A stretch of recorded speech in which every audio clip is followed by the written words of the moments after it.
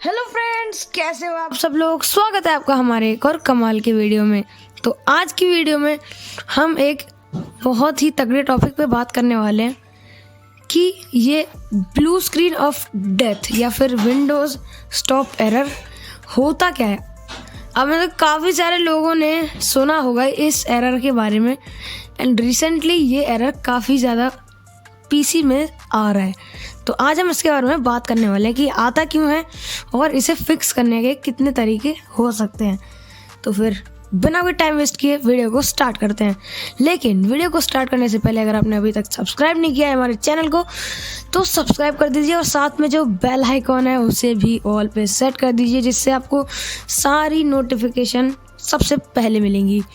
और शेयर कर देना इसे अपने दोस्तों के साथ, क्योंकि सबको इन्फॉर्मेशन लेने का हक है। तो चलिए फिर स्टार्ट करते हैं।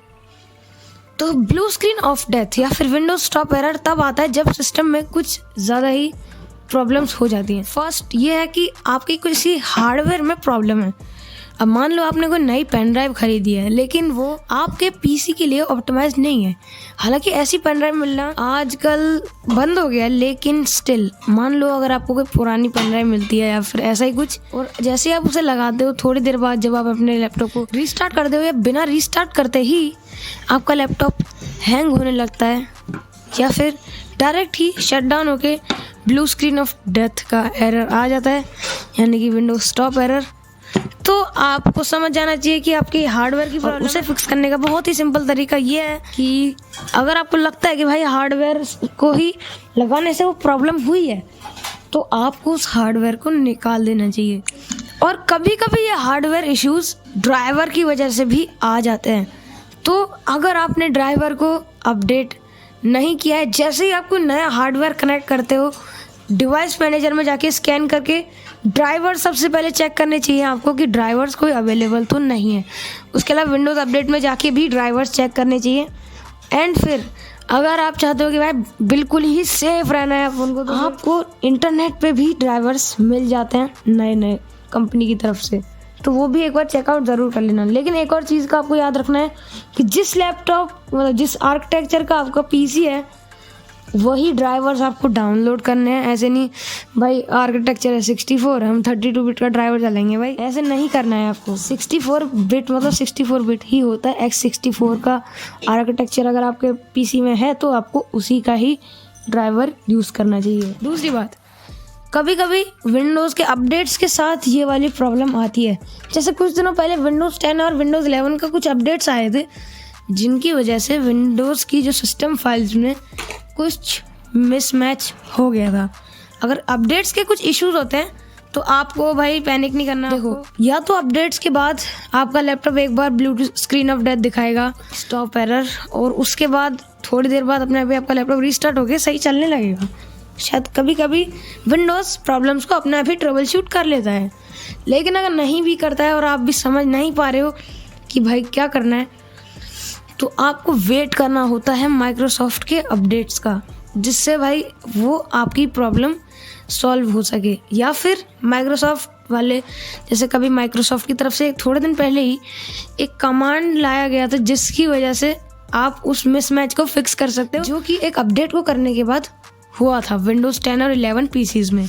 तो उसके लिए आपको विंडोज़ का जो बूट मैनेजर है उसमें बूट करना होता है, और उसके बाद रिकवरी में जाके एडवांस ऑप्शन में जाना होता है। उसके बाद कमांड प्रॉम्प्ट में जो भी कमांड स्पेसिफाइड है उसे एंटर करना होता है। और भी काफ़ी सारे मेथड्स होते हैं जिससे विंडोज़ का ब्लू स्क्रीन ऑफ डेथ आ सकता है।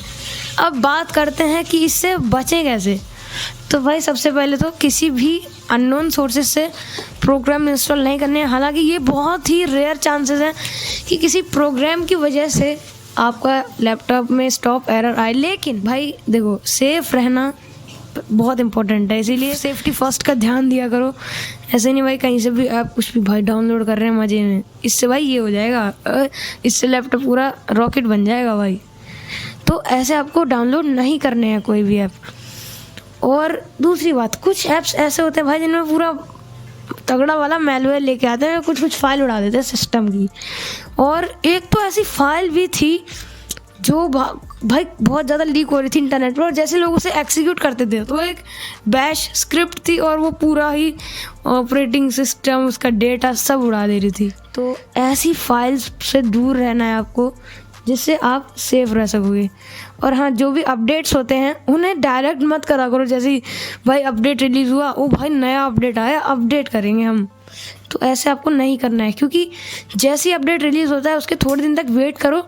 अगर लोग उसमें इश्यूज़ रिपोर्ट नहीं कर रहे हैं, इशू ट्रैकर्स हैं इंटरनेट पे बहुत सारे, जो भी न्यू अपडेट आता है उसके लिए इशू ट्रैकर सर्च करो।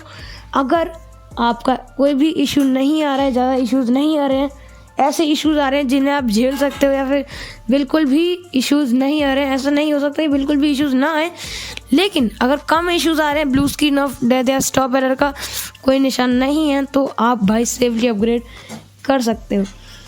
और एक और बात ये है कि भाई कभी कभी क्या होता है कि कुछ लोग होते हैं बहुत ज़्यादा चालाक बनने की कोशिश करते हैं, तो वो क्या करते हैं, विंडोज़ को बिना पार्टीशनिंग के इंस्टॉल करने की कोशिश करते हैं। भाई पुराने विंडोज़ डिलीट कर ही नहीं है और हम नई ड्राइव पे विंडोज़ इंस्टॉल करेंगे भाई दूसरी, तो उसकी वजह से कभी कभी पार्टीशनिंग में गड़बड़ हो जाती है और उससे सिस्टम करप्ट होने के चांसेस बहुत ज़्यादा रहते हैं।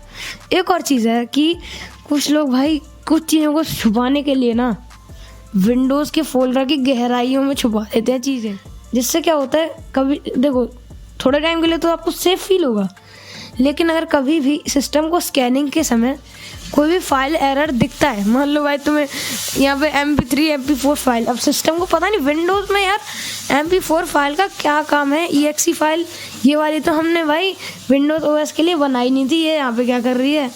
तो कभी कभी OS, हमेशा नहीं होता लेकिन कभी कभी OS कंफ्यूज हो जाता है। और अगर आपको C में भी रखना है, विंडोज़ वाली जहाँ पे ड्राइव है उसमें भी रखना है, तो उसमें एक फ़ोल्डर होता है यूज़र नाम से, यूज़र में जाओ, वहाँ पे आपका जो यूज़र नेम है उसमें जाओ, उसके अंदर आप कुछ भी स्टोर कर सकते हो, वहाँ पे सब कुछ रखना सेफ होता है। तो भाई यही था इस वीडियो के लिए। आई होप आपको ये वीडियो अच्छी लगी होगी, अच्छी लगी हो तो लाइक करें, अपने दोस्तों के साथ शेयर करें एंड मेरे चैनल को सब्सक्राइब करें। मैं मिलता हूँ आपसे नेक्स्ट वीडियो में, तब तक के लिए गुड बाय, स्टे सेफ, जय हिंद, जय भारत।